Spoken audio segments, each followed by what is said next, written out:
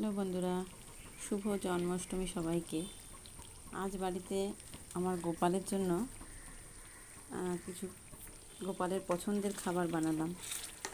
গোপালকে তো দিতে হবে, বছরের একটা দিন গোপালের জন্মদিনও ভালো মন্দ খাবে, তাই প্রথমে মালপোয়াটা ভেজে নিলাম।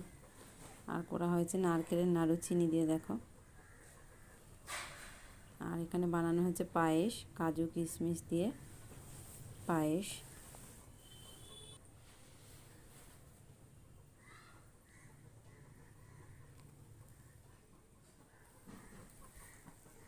আর এখানে দেখো, আগে কিছুটা মালপোয়া ভেজে নিয়েছি, আবার দিয়েছে তালের বড়াও ভাজা হয়ে গেছে।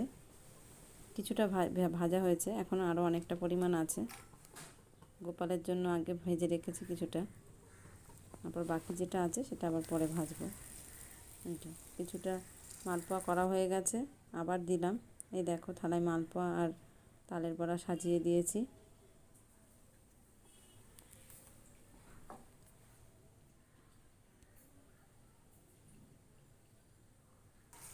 এগুলো সবই হচ্ছে গোপালের ফেভারিট খাবার। দেখো, আবার কিছুটা মালপোয়া দিয়ে দিয়েছি ভাজতে কড়াইতে। এই মালপোয়াটা ভাজা হবে, তারপর আর কটা তালের বড়া বানাবো, বানালেই মোটামুটি হয়ে যাবে আজকে।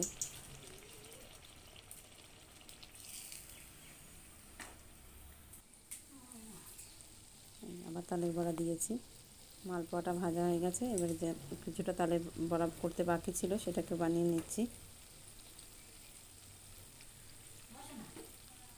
কেমন লাগলো ভিডিওটা তোমরা লাইক কমেন্ট শেয়ার করে জানিও, আর আমার চ্যানেলটাকে তোমরা সাবস্ক্রাইব করে দিও।